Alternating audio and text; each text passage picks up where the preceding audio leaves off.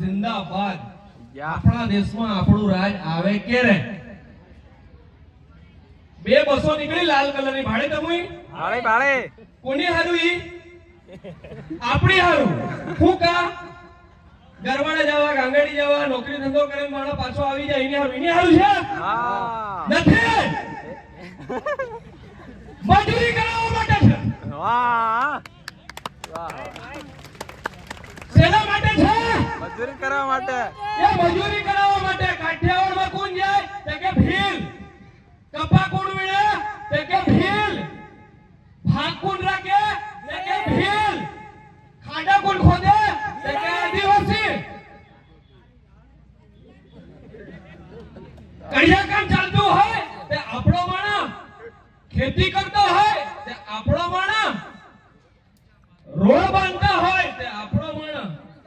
કઈની વાત કરી રહ્યા? જળ જંગલ જમીનની વાત કરી રહ્યા. જીવવાના ફાફા પડી રહ્યા એવા અસ્તિત્વનો સવાલ છે. આપણા છોરાને ખાવા પીવાનું, કપડાનું, દવા દારૂની પણ નથી કરી શકતા વ્યવસ્થા. એવી આપણી હાલત થઈ ગઈ છે અને માલિકીની વાત કરી રહ્યા છીએ. જળ જંગલ જમીન તો રહેવા દો,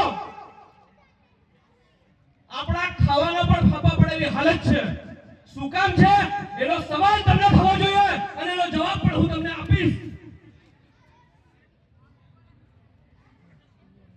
સવાલ તમને એ થવો જોઈએ કે મૂળ માલિકો એવું કહે છે ખરા, ઘણા બધા અહીંયા વાત કરી ગયા જનજાગરણ અને શિક્ષણની, પણ એ પણ નસીબમાં નથી. શું કામ એનો સવાલ થવો જોઈએ. કોઈ પણ સમાજને ઉપર આવવા માટે એક તો જમીન જોઈએ, તો સારામાં સારી ખેતી કરી શકીએ. આપણા પાસે જમીન રહી નથી. સાચી વાત કે ખોટી વાત? સાચી વાત. જમીન રહી નથી. સમાજના વિકાસ માટે બીજી એક વસ્તુ જોઈએ, એ છે ધંધો. વાણિયા, બામર, લોહર, સોની, વણકર આ લોકોનો પોતપોતાનો પહેલાથી બાપ દાદાનો પરંપરાગત વ્યવસાય છે. એમનો દીકરો દીકરી પરણે ત્યારે લોકો ખર્ચા નથી કરતા, આપણે ખર્ચા કરીએ છીએ. એટલે વ્યવસાય બહુ જરૂરી છે. આપણા પાસે કોઈ ધંધો કરવાની સ્કિલ નથી. આદિવાસીને કઈ કામ કરતા આવડતું નથી. આપણે કોઈ વ્યવસાય ધંધામાં જોડાયેલા છે? આ બજારોમાં આપણે ધંધો કરીએ છીએ? નથી કરતા. નથી જમીન, નથી ઉદ્યોગ, નથી ધંધો. બીજી વસ્તુ કે આપણા સમાજમાં પાછળ હોવાનું કારણ એક જ છે. આ મજૂરી કરવાનું કારણ એક જ છે. શિક્ષણ ઓછું છે દાહોદમાં, મજૂર લોકો છે દાહોદમાં. સૌથી વધારે આખા ભારતમાં બીજા નંબરનો, કયા નંબરનો? બીજા નંબરનો જિલ્લો કુપોષિત મહિલાઓ અને બાળકોનો ભરેલો છે દાહોદ જિલ્લો. શિક્ષણ હોય, મજૂરી હોય, કુપોષણ હોય, ગરીબી હોય, બેકારી હોય, એના અંદર આપણા જ માણસો. પટેલિયા સમાજ સારી રીતે અત્યારે જીવન યાપન કરે છે. સારામાં સારું ઓછા ખર્ચે પોતાની જેટલી આવડત છે એટલામાં લગ્ન કરી નાખે છે. સાચી વાત કે ખોટી વાત? સાચી વાત ને? પણ આપો શું કરીએ? દાવા ભાંગવા ગયા, દહેજ નક્કી કરવા ગયા, 5 લાખ 10 લાખ. એટલે કોને ઘેર ખાડો પડવાનો? પોતાની દીકરીને. શરમજનક વાત છે. દીકરીને વેચવા માટે પેદા કરી છે આપણે. રાક્ષસ છે આપણે. પોતાની પેદા કરેલી, પોતે ધાવણ ધવડાવેલું છોરીને વેચીને 10 લાખની મજૂરી, કાળી મજૂરી કરવા મોકલી આપીએ તો એ રાક્ષસ કહેવાય કે મા બાપ કહેવાય? એ પંચ કહેવાય કે સરપંચ કહેવાય? એ ભાંગેડા કહેવાય કે રાક્ષસ કહેવાય? કોણ કહેવાય? રાક્ષસ કહેવાય ને બેન. ખરી વાત કે નહીં?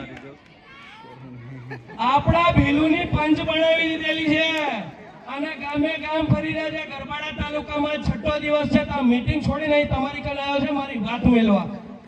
મારી નહીં, બધાની. પણ બધાની, તમારી મારી બધાની. એટલે આ વસ્તુ ગામે ગામ ચડાવડીમાં ચાલી રહી. ખરી વાત કે ખોટી વાત? ખરી વાત.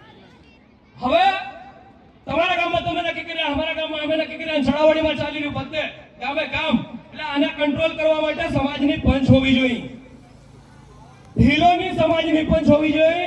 અને લગભગ 5-7 વર્ષથી લોકો પ્રયત્ન કરતા હતા પોતપોતાના ગામમાં. 2 વર્ષથી ઘણો શિક્ષકો અને ઘણા બધા લોકોએ પ્રયત્ન કર્યો અને એના થકી એવું નક્કી કરવામાં આવ્યું ગઈ સાલ કે ગરવાડા તાલુકામાં જેટલા પણ ગામ છે એના અંદર એક બંધારણ તૈયાર કરવામાં આવે અને બધા લોકોને સાંકળવામાં આવે. અને પાટાડુંગરીનું જે તળાવ છે ત્યાં ઉનાળામાં મીટિંગ કરવામાં આવી અને એના અંદર નક્કી થયું કે આપણે આ લગ્નના ખર્ચા ઓછા કરવાના છે. બંધારણ પણ થઈ ગયું, બધું થઈ ગયું, પરંતુ ધાનપુર તાલુકો અને દાહોદ તાલુકો અને નજીકમાં ઝાપવા અને લીરાજપુર પણ આપણા ભીલો વસે. અહીંથી દીકરી લાવવી પડે અને આલવી બી પડે. એટલે ત્યાંથી ચીઠીઓ આવવા લાગી તો ગરબાડાનો નિયમ તૂટી ગયો.